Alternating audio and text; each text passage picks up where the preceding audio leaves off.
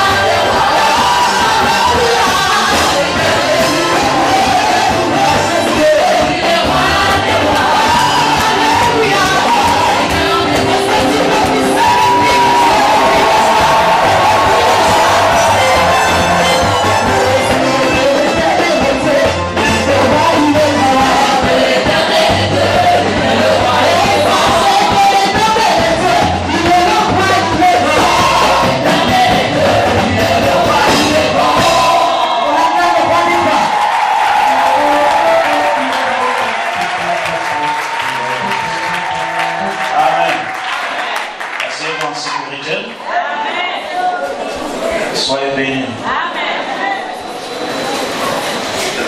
Encore bonne et heureuse année, santé et prospérité. Ça va pour tous. C'est un bon dimanche. Ça fait toujours plaisir de se retrouver autour de la parole, de la vérité, de la parole qui nous enseigne, qui nous fortifie. Il est 11 h, je crois que nous sommes déjà même en retard. Parce que c'est à l'heure là qu'on devait sortir normalement.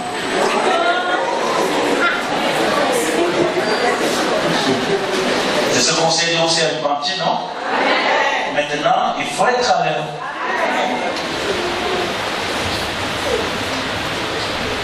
J'ai un message que j'aimerais partager avec toi. Je sais déjà que tu es courageux, c'est bien. tu adores Dieu en esprit, en vérité, c'est bien. Je veux ajouter des éléments supplémentaires pour ta vie. Je veux que ta vie soit encore pleine de force, autorité et puissance. On dit fort Amen. Et que ce 2016, nous avons démarré pour faire des exploits. Nous avons démarré avec le Saint-Esprit. J'ai une conviction double de ce que j'avais en 2015, que les choses vont changer dans ta vie. Tu peux dire Amen avec moi? Tu es spécial. Les choses vont changer. Nous sommes en route pour le changement. Mais j'aimerais vous donner quelques éléments nécessaires et importants qui vont vous aider. Et ces éléments sont très importants. J'aimerais parler de rebâtir l'autel de Dieu que tu es. Amen. Rebâtir l'autel de Dieu que tu es. Amen. La Bible dit que nous sommes le temple du Saint-Esprit et que l'Esprit de Dieu habite en nous. On dit Amen. Vous comprenez? Nous sommes une habitation de Dieu en esprit. Dieu habite en toi, Dieu habite en moi. Dis Dieu habite en moi. Amen. Qui de vous, lorsqu'il cherche une maison, ne met pas de conditions?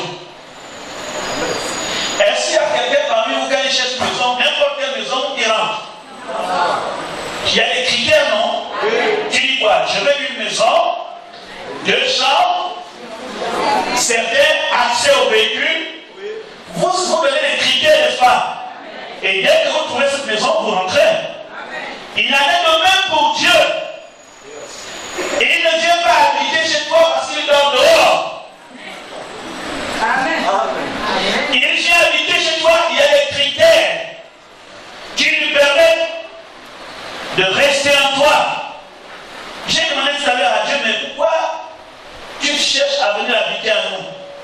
Je l'ai dit, il est écrit dans le psaume, les cieux et les cieux ne peuvent le contenir. Donc, même le ciel est insuffisant pour contenir Dieu. Et Dieu t'a créé pour habiter en toi. Amen, amen, amen. Et il faut que tu sois content parce que Dieu habite en toi. La vie chrétienne, c'est là où ça commence. Dieu habite en moi. Il faut rétablir l'autel de Dieu. J'ai regardé que lorsque le peuple d'Israël était à Babylone, un homme se leva qu'on appelle Esdras. Et quand il retourne à Jérusalem, le temple de Salomon était déjà détruit. Tout ce qu'Esdras a fait, il n'a même pas demandé de commencer d'abord à rebâtir le temple. Il a dit à ceux qui étaient avec lui, rétablissons d'abord l'autel. Rétablissons d'abord l'autel, et c'est quand l'autel sera rétabli, nous allons continuer la construction du temple. Et je comprends que l'autel est très important. Nous avons parlé des autels sataniques et autres, mais nous devons mettre l'accent sur l'autel de Dieu. Et c'est toi l'autel. L'autel est le lieu de rencontre entre Dieu et toi. C'est en toi que Dieu habite. Celui qui s'approche de toi s'approche de l'autel divin. Tu n'es pas n'importe qui. En quelque sorte, celui qui s'approche de toi doit avoir le même sentiment que celui qui s'approche de Dieu au ciel. Il doit ressentir la même chose comme si on lui demandait de s'approcher de Dieu au ciel. Le même Dieu qui habite au ciel a exigé, a mis autour de lui au ciel les conditions qui lui permettent d'être dans un endroit propre et bien. Il ne pourrait pas venir chez toi et changer les conditions. Les mêmes conditions qui sont dans sa maison au ciel, ce sont les mêmes conditions qui doivent être en toi. Pour qu'il soit heureux d'être en toi. Quelqu'un comprend bien? Tu comprends bien ce matin? Dieu habite en toi. Prenez la Bible. Nous commençons chapitre 3, le verset 16. Je lis la parole de Dieu dans le livre de Corinthiens, chapitre 3, à partir du verset 16. Ne savez-vous pas que vous êtes le temple de Dieu et que l'Esprit de Dieu habite en vous? Si quelqu'un détruit le temple de Dieu, Dieu le détruira, car le temple de Dieu est saint et c'est ce que vous êtes. Amen. Amen. Ne savez-vous pas que vous êtes le temple de Dieu et que l'Esprit de Dieu habite en vous? Mais il ajoute, si quelqu'un fait quoi? Détruit le temple de Dieu, Dieu le détruira. Avant de parler de la destruction, il dit le temple de Dieu est quoi? Et comment? Le temple de Dieu est comment? Et c'est ce que vous êtes. C'est-à-dire vous êtes quoi? Vous êtes saint. Vous êtes saint parce que le temple de Dieu est saint. Avant de parler de la destruction, il parle de la qualité du temple. Vous êtes saint et le temple de Dieu est saint. Et Dieu habite en vous. Tu comprends ça? Donc, vous êtes le temple de Dieu. Nous sommes le temple de Dieu. Nous sommes l'autel. C'est en nous que réside Dieu. Le temple de Dieu n'est pas sale. Il est saint. Le Dieu que nous adorons est 3 fois saint. Et si vous décidez de marcher avec Dieu, soyez saints comme votre Père Céleste l'est aussi. Dieu ne vous demandera pas d'être ce que vous ne pouvez pas être. Si vous dites être saint, c'est que je peux être saint. Tu me comprends très bien. Il faudrait que l'année que nous commencions, nous réalisions. C'est vrai que nous pouvons faire les hôtels prophétiques. C'est tout ce que nous faisons ici à l'église. Ce sont les hôtels prophétiques. Nous ne sommes pas nous-mêmes, nous qui sommes là, nous ne sommes pas des hôtels prophétiques. Il y a des hôtels prophétiques qui sont attachés à les bénédictions, à les délivrances, à les élévations qu'on pourrait bâtir. Mais nous sommes l'hôtel naturel de Dieu. Tu n'es pas ce que tu es par prophétie. Tu l'es par naissance et adopté ce que tu es. Et Dieu l'a voulu ainsi. Nous sommes une habitation de Dieu en esprit. Donc, respectons nous-mêmes parce que le temple auquel nous sommes, il est saint. Tu es saint et Dieu habite en toi. Donc, il y a des choses que tu ne dois pas faire et des choses que tu dois faire. Et je vais vous montrer comment devenir l'autel de Dieu. Chaque fois que vous marchez, sachez très bien que votre corps appartient à quelqu'un d'autre. Nous sommes la maison, l'habitation de Dieu. Regardez Éphésiens chapitre 2, verset 22. J'ai dit. Chapitre 2, oui. Verset 22. La Bible dit, en lui vous êtes aussi édifiés pour être une habitation de Dieu en esprit. Reprends bien. En lui vous êtes aussi édifiés pour être une habitation de Dieu en esprit. Nous sommes édifiés pour être une habitation de Dieu. Une habitation de Dieu en esprit. Dieu habite dans votre esprit. Dieu est en vous. Dieu est en nous. C'est ça notre force. Le diable va avoir peur de toi. S'il regarde en toi, il voit Dieu. Est-ce que vous comprenez? S'il voit Dieu en toi, il va trembler. Il ne faut pas que Dieu soit caché en nous. Il faut que Dieu soit révélé en nous. On ne le cache pas. S'il est là, il doit se révéler. Amen. Sois béni. L'autel, c'est dans l'autel qu'on brûle les sacrifices. Je parle aujourd'hui de toi en tant qu'autel. C'est dans l'autel qu'on brûle les sacrifices. En toi, il y a plein de sacrifices à brûler. Tu es le sacrifice de Dieu. Amen. La Bible déclare, offrez mon corps comme un sacrifice agréable. Ta vie brûle tous les jours. Dis Amen bien. Quand tu viens de faire ça, Dieu te dit non, ne fais pas ça. ça brûle. Les sacrifices brûlent tous les jours dans ta vie. Apôtre Paul dit quoi? Ce que j'ai envie de faire, je ne le fais pas. Vous ne serez jamais le cœur de Dieu si vous ne ressentez pas la douleur. Ah oui, quand je parle de la douleur, c'est pas la douleur que tu fais là où je ne sais pas faire les manicules. La douleur me dit, oh, je veux ça, oh, mais à cause de Dieu, je n'arrive pas.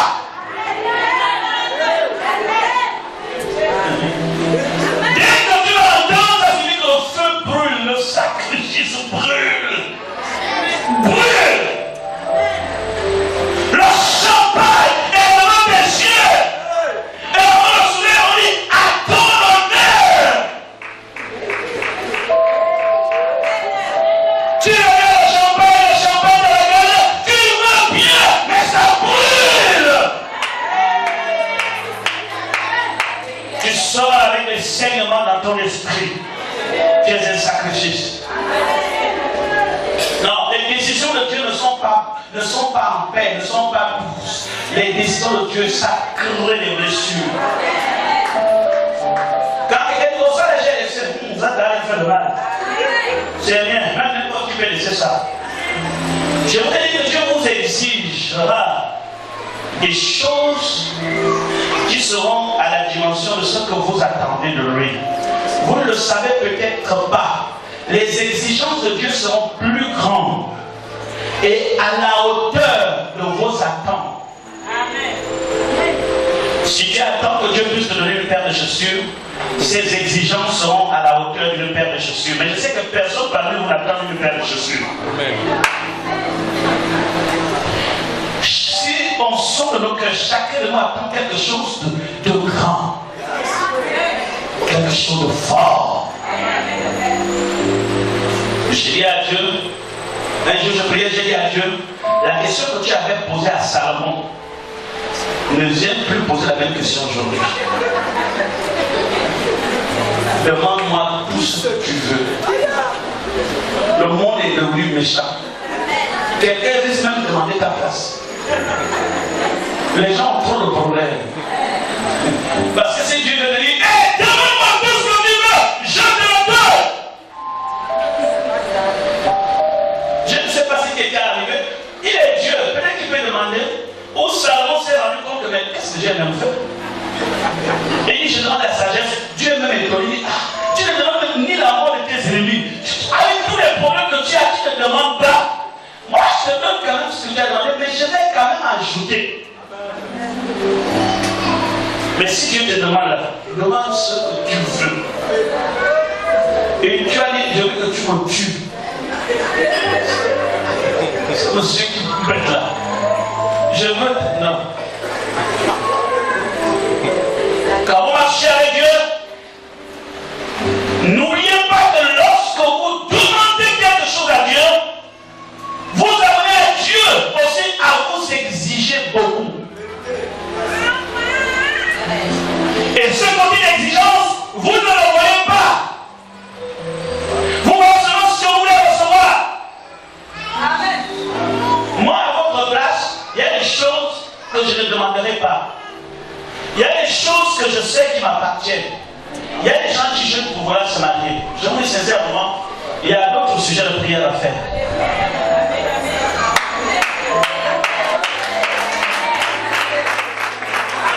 Il y a d'autres sujets de prière. Oh Dieu, à moi le mari, est-ce que ça te gêne même pas? Et là où les autres te demandent, oh Seigneur, je veux le feu, je veux la puissance, moi je veux le mari. Est-ce que tu ne te sens pas bizarre à certains sujets de prière? Amen.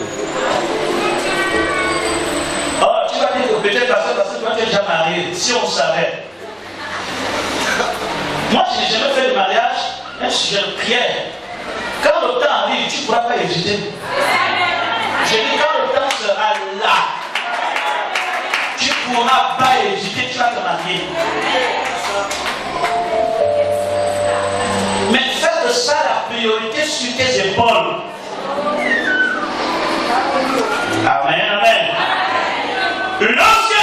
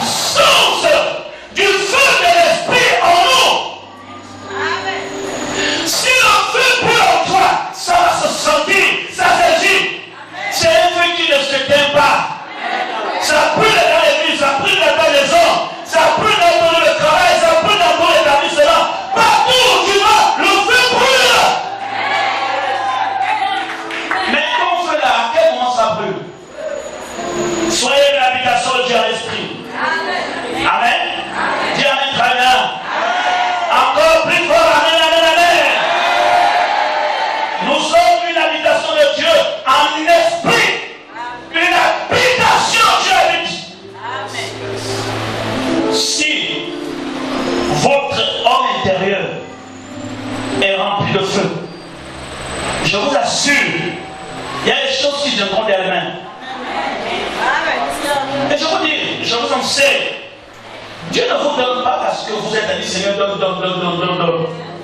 Est-ce que vous n'avez pas lu ce que lui-même a dit? Votre Père Céleste sait ce dont vous avez besoin. C'est écrit, non?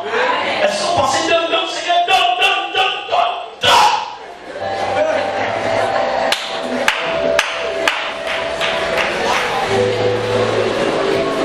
Maman, si c'était en train de regarder un film à la maison, je crois qu'elle m'a appelé. Il disait, moi, ça, là, je suis allé voir le film qu'elle regardait. C'est quelqu'un qui voulait être à la place de Dieu. Il dit, bon, écoute, moi aussi, je vais être un peu Dieu. Alors, il est arrivé d'exaucer les prières des gens. Les prières pleuvaient par millions. Dès que tu penses qu'il a déjà exaucé cette prière, ça a rejeté. C'est-à-dire qu'à un certain moment, le monsieur était épuisé des racontes du travail. Maintenant, les gens ont joué à une loterie. Donc, vous savez, dans une loterie, une seule personne va gagner. Et ça, Dieu le trouvait épuisé. Il va exaucer. Il a expliqué tout le monde, yes, tout le monde a gagné la loterie. Et les gens disent, mais c'est pas possible. Dans la loterie, une personne peut gagner.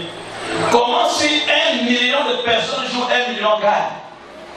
Parce que tout simplement, ce monsieur pensait que Dieu était un homme.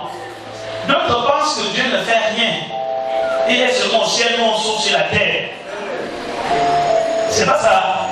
Alors on lui a dit, fais un peu le travail de Dieu. En quelque sorte, le monde entier a été détruit.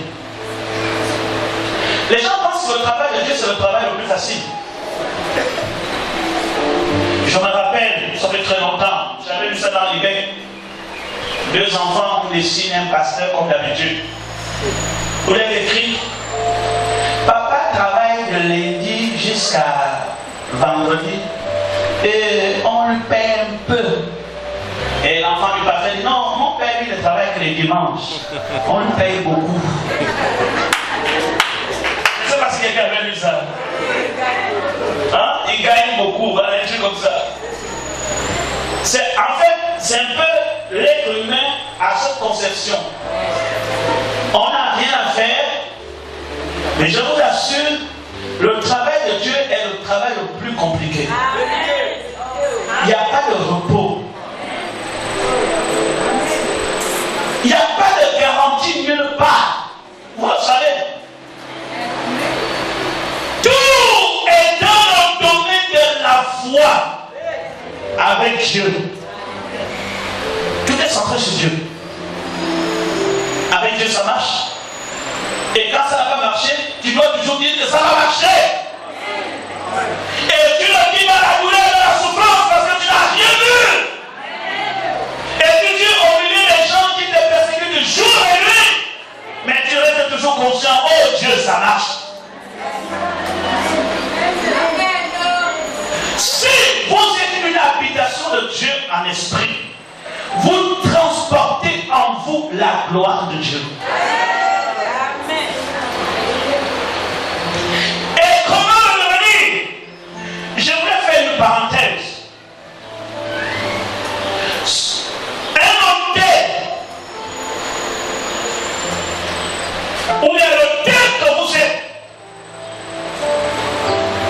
l'homme que vous êtes, doit être construit et bâti selon le modèle de Dieu. Nous sommes dans un monde très dangereux, nous sommes dans les derniers temps. Le diable est en train de faire ravage, détruire des édifices. Les plus grandes victoires de Satan, c'est dans l'église. Vous ne comprenez pas? Satan n'est pas content quand il fait on tue les gens dans un carrefour, là, les gens meurent. C'est pas ça sa plus grande force. La plus grande réjouissance de Satan, c'est quand il a réussi avec un chrétien. Vous comprenez très bien? Quand il a réussi à enlever un chrétien dans l'église, de détruire. Le diable a des stratégies d'opération et de destruction. Je vous prends là où nous sommes à l'église. Tout le monde n'est pas forcément d'accord avec le pasteur, ça arrive. Le diable, quand dans l'église. Le diable voit qui est frustré dans l'église, il ne l'est pas. Est-ce que vous savez? Là où nous sommes là, pour quelle raison? Le diable ne voit pas ce qui est dans ton cœur, mais le diable t'entend parler. Il voit ce que tu racontes au quartier. Et il sait que tu es frustré. Alors, il repère ceux qui sont frustrés. Et il peut planifier les méthodes de destruction sur ces gens parce qu'au départ, ils sont déjà frustrés. Où vous allez voir, le plus souvent, dans les églises, pas seulement la nôtre, dans n'importe quelle église ici à Libreville, les gens qui sont déjà frustrés à l'église recherchent quelque chose de nouveau ailleurs. Amen. Amen. Vous savez, ce qui a tué Judas, c'est ça. Judas avait déjà 2 pasteurs. Amen. Il écoutait Jésus, il partait écouter aussi les pharisiens. Je vous enseigne, si vous voulez réussir dans la vie, évitez d'avoir plusieurs maîtres. Vous allez vous détruire. Même si c'est le même Dieu, même si toutes les églises qui sont vraiment des églises charismatiques, même si on adore le même Dieu, on n'a pas le même ange qui nous conduit. Dans l'Apocalypse, regardez les messages qui sont donnés dans le livre d'Apocalypse. Les 7 églises qui représentent les 7 églises aujourd'hui, chaque église a un ange qui l'oriente et qui le conduit. Voilà pourquoi, comme toi, tu vas souvent sous les onctions de différents anges. Il y a trop d'interrogations chez toi. Mais d'abord on a dit qu'on ne donne pas la dîme c'est dans la loi. Et d'abord on a dit encore qu'on donne la dîme. Mais d'abord on a dit, tu es l'objet d'interrogation parce que tu es dans plusieurs maîtres. Et ça a laissé Judas de trahir Jésus. Parce que quand Jésus enseigne, Judas dit Amen. Mais quand les pharisiens ont leur réunion pour faire les opérations, ils s'en vont. On réussit à les convaincre. Regarde, de Galilée ne sont jamais un prophète. Regarde les Écritures. Tous les prophètes ont respecté ce qu'ils ont fait avant. Regarde comment il fait. Il tape les gens au tas. Vous pensez que c'est un prophète? La Bible dit ça, la Bible dit ça. Des questions sont rentrées dans Judas. Et le plus souvent, on finit par faire les mauvais choix. Et ça arrive à plusieurs personnes ici dans l'église. En écoutant à gauche et à droite, on emmagasine trop de questions. Parce qu'on cherche qui dit la vérité. Et quand vous cherchez, vous êtes embrouillé. Celui qui veut réussir doit rester au pied du maître, au pied de son pasteur. Même dans l'internet, quand tu écoutes quelque chose qui sème la confusion, rapproche-toi du pasteur. J'ai entendu quelqu'un qui a enseigné ça, j'ai vu ça sur le net. N'avale pas tout. Surtout le net, c'est la poubelle. Il y a du vrai et du faux. Tout est dans le net.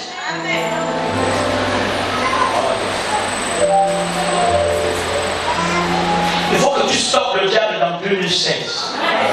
Dans ces choses. Je sais qu'il y a beaucoup de personnes parmi vous, vous êtes déjà affermis, que le diable ne peut pas réussir ce côté. Mais vous devez aussi enseigner les gens que vous évangélisez. Parce que quand vous les amenez ici, vous ne savez pas ce que le diable fait à la maison. Nous sommes amenés. Le diable veut détruire ta foi, tes convictions, ta détermination. Tu mets la raison, tu écoutes autre chose. On dit la femme ne doit pas prêcher. Mais papa, c'est écrit là. Je ne permets pas la femme de prêcher. Il doit écouter l'instruction en silence. Papa, c'est écrit. Alors quand on peut aussi te démontrer ce qui est écrit, c'est comme ça, tu commences à être confus. Amen. On ne sait plus qui dit vrai, qui dit faux. Tu vois un peu. La séduction est une arme efficace que le diable utilise pour t'empêcher d'atteindre ta destinée. Parce que l'ange de l'Éternel qui est dans ce mèche, vous voyez que le mèche c'est qui? C'est pas le bâtiment. Le mèche c'est toi et moi. C'est pas ce bâtiment qu'on appelle mèche. C'est toi. Dès l'instant que tu dis adorer Dieu, Dieu inscrit ton nom dans le livre de la vie de l'agneau et il sait que tu es sous la conduite de tel ou tel ange. L'ange de l'église de Philadelphie, l'ange de l'église d'Éphèse, l'ange de l'église de Laodicée, message différent. Ayant tous ces mêmes Dieu. Je ne sais pas, vous comprenez. Soyez affermis, soyez humbles. Vous êtes le cœur. Mais n'acceptez pas que le diable puisse venir vouloir éteindre la flamme qui est en vous. Et ce flamme, c'est ça votre marque de l'autorité. C'est ce qui est en vous qui plaît à Dieu et non ce qui est dans votre maison. Ce que Dieu recherche, c'est parce que vous possédez, mais c'est ce que vous êtes. Une flamme de feu. On dit amen, amen. Amen, amen, amen. Je vais maintenant vous montrer comment être une habitation de Dieu à l'esprit. Comment être un autel. Quelles sont les choses qu'il faut faire, quelles sont les choses qu'il ne faut pas faire. Premièrement, il y a ce qu'on appelle la chair. Il y a ce qu'on appelle l'esprit. Il y a les œuvres de la chair, il y a les œuvres de l'esprit. Regardez bien dans Romains 8. Commençons. Romains chapitre 8. Le verset 5. Que dit la Bible? Je lis la parole de Dieu dans Romains chapitre 8 à partir du verset 5. Ceux en effet qui vivent selon la chair s'affectionnent aux choses de la chair, tandis que ceux qui vivent selon l'esprit s'affectionnent aux choses de l'esprit. Amen. Amen. Ceux qui vivent selon la chair s'affectionnent à quoi? Aux choses de la chair. Oh, qu'est-ce que c'est que s'affectionne? Parce que même dans les mots, parfois c'est compliqué. La Bible dit quelque part parmi vous qui avez été appelés, il n'y a pas beaucoup de ça, il n'y a pas beaucoup d'intelligence. Il y en a quand même, mais pas beaucoup. Donc explique bien. Affection, là c'est quoi? Affection, aimer. Hein? Aimer, s'attacher. S'attacher. Ceux qui font quoi? Qui vivent selon la chair vont beaucoup s'attacher aux choses charnelles. Vous comprenez bien? Et ensuite ceux qui disent, Tandis que ceux qui vivent selon l'esprit s'affectionnent aux choses de l'esprit. ceux qui vivent selon l'esprit s'affectionnent aux choses de l'esprit. C'est aussi simple que ça, dans le français courant. Les choses de la chair sont connues. Ceux qui vivent selon la chair s'affectionnent trop aux choses de la chair. Est-ce que quelqu'un peut me citer les choses de la chair? Rapidement. La convoitise, oui. La colère. La jalousie. La vente. L'impudicité. Rébellion, la vie. Ceux qui vivent selon la chair, ils vont toujours s'attacher aux choses de la chair. Il faut que tu comprennes que tu n'es pas un être charnel, tu es un être spirituel. Le temps est arrivé où tu dois mettre la jalousie de côté, la colère de côté, la nourriture de côté. Ceux qui vivent selon la chair s'affectionnent aux choses de la chair. C'est pas possible. On est attaché à la chair. Écoutez, je vous dis, vous avez un feu. Ce qui permet à ce que ce feu s'éteigne, c'est la vie charnelle. Je vous dis, plus vous grandissez, plus les exigences deviennent grandes. La télévision, c'est la chair. Je n'ai pas dit de pas regarder la télévision, ne me comprenez pas très mal. Après, vous avez dit que le pasteur est là-bas, que dans l'église, mais je ne regarde plus la télé. Je n'ai pas dit qu'on ne regarde pas la télé. S'affectionner, ça signifie s'attacher. Quand on s'attache, on ne peut plus s'en passer. C'est ça. Je peux regarder une série en passant, mais je ne vais pas courir que ça va déjà terminer. Ou bien je suis en train de prier. Après, non, mais là, commencer.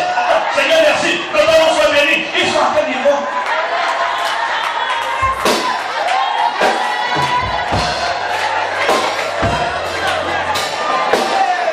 Et ça,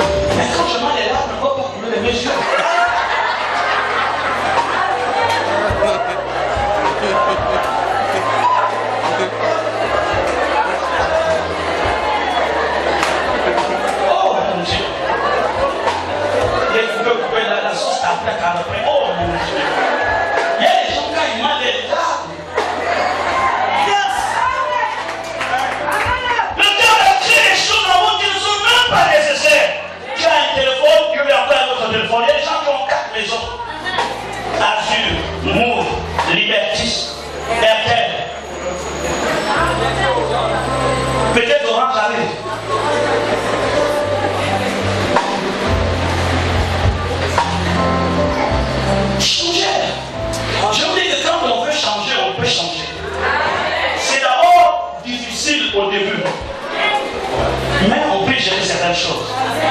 On peut les gérer. Toi qui es la chair, c'est fini. Il faut résister à la chair. Et c'est ce qui fait que lorsque nous gênons pendant un mois, à cause de la chair, si vous n'avez pas d'abord remporté la victoire contre la chair, tu ne gêneras pas. Ceux qui vivent selon la chair ne sauraient plaire à Dieu. Il faut toujours satisfaire la chair. Plaire à la chair. Et à un certain moment, il faut dire non. Je refuse. Je refuse. Si tu aimes le coca, annule le coca.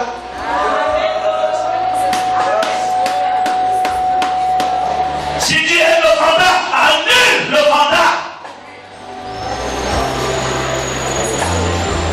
La bière en passant, annule la bière en passant. Ceux qui vivent selon la chair ne sauraient plaire à Dieu. Il faut beaucoup de sacrifices pour héberger la présence de Dieu dans votre vie. C'est ça la vie spirituelle. Il faut des sacrifices. Si vous n'êtes pas prêt, vous n'êtes prêt à aucun sacrifice, n'attendez rien de Dieu. Vous comprenez très bien? Tu peux dire amen? Tu me comprends très bien? Sois béni au nom de Jésus. Les sacrifices dans ta vie, dans ta maison, détruire et éliminer tes habitudes païennes. Ceux qui vivent selon la chair ne sauraient plaire à Dieu. C'est la chair qui empêche que nous soyons une habitation de Dieu en esprit. On s'attache à la chair.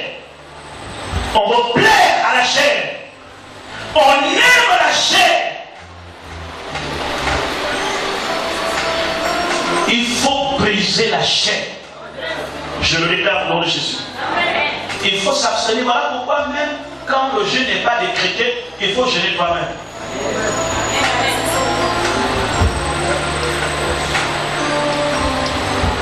Ne dis pas que par au moment du jeûne là, c'est vraiment Seigneur, c'est là où je fais. C'est comme ça qu'il faut commencer maintenant.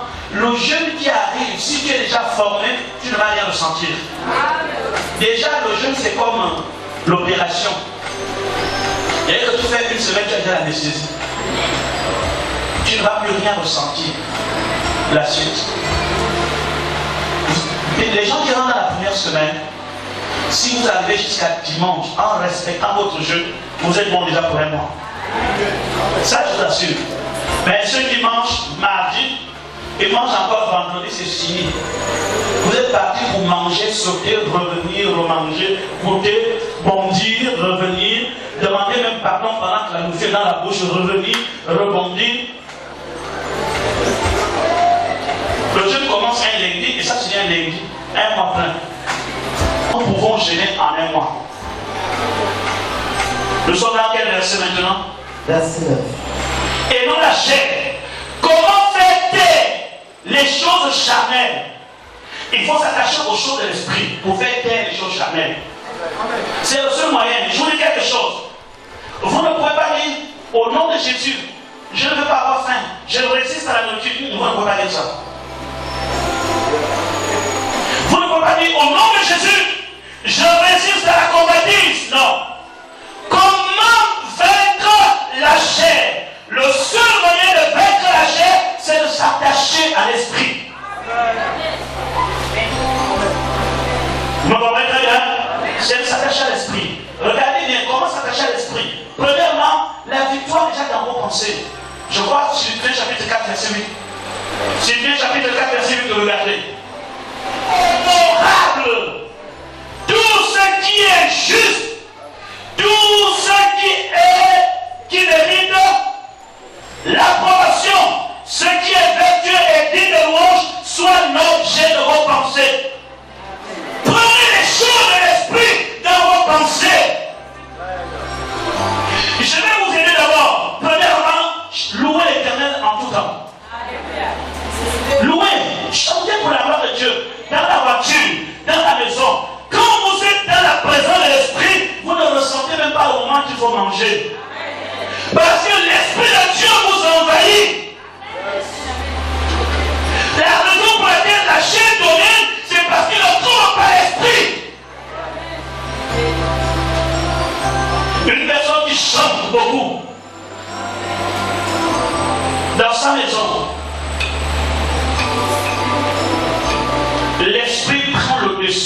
désirs charnels. Mais si vous ne chantez pas, la louange est une arme efficace pour assujettir la chair. Chantez chez vous à la maison. Au lieu d'écouter les morceaux, je ne sais quoi, chantez chez vous.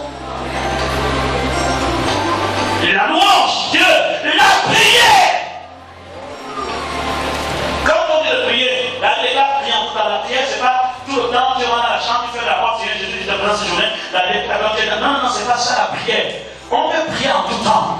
Tu peux prier en langue, tu peux prier en esprit. En ton esprit est en permanence dans la prière quand tu n'as rien à faire. Tu n'es pas esclave de l'esprit, t'aide à prononcer les paroles de temps en temps. Car lire la parole de Dieu. Un véritable chrétien doit lire au minimum par jour 2 chapitres. Et vous devez, suivez-moi. Il y a des gens aujourd'hui qui disent que papa, je n'arrive pas à retenir la Bible. Je dis, mais je ne retiens rien. Et pourtant, c'est aussi simple. Et comment c'est simple? Tu prends 2 chapitres, lundi, tu les lis. Moi, dans ma Bible, j'ai toujours 2 chapitres qui me sont envoyés, j'ai programmé dans ma Bible. 2 chapitres chaque matin que je lis. Et quand tu lis 2 chapitres, tu les reçois. Cherche à partager ces 2 chapitres avec une personne en milieu de journée.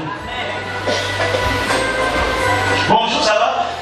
Collègue en classe, collègue dans le lieu de travail, ou à tes enfants, aussi à personne, tu fais asseoir les chaises. Amen.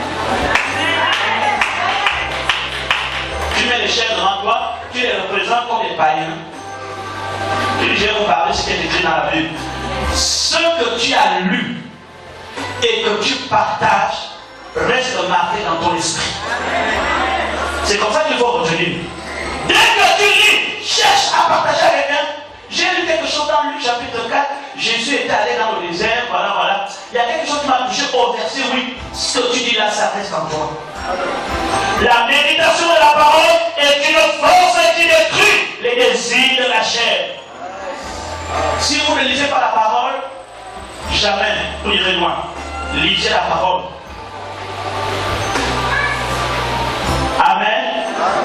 Écoutez dans votre voiture, dans votre maison, les choses qui concernent Dieu. Parce que ce que vous écoutez régulièrement influence vos pensées. N'écoutez pas n'importe quoi. Écoutez régulièrement la parole de Dieu. Lire la parole de Dieu.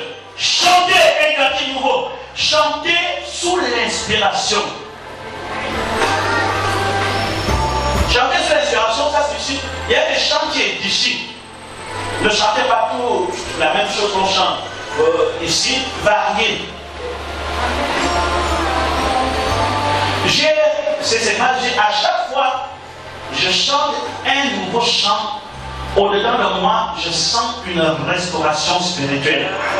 Il y a des chants qui deviennent des louanges qui restaurent ta vie.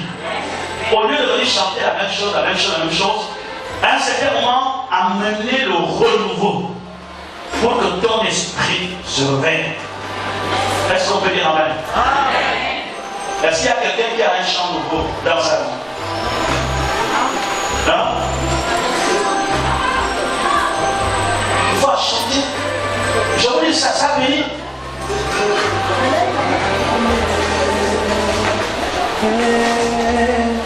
Prends la première place dans ma vie.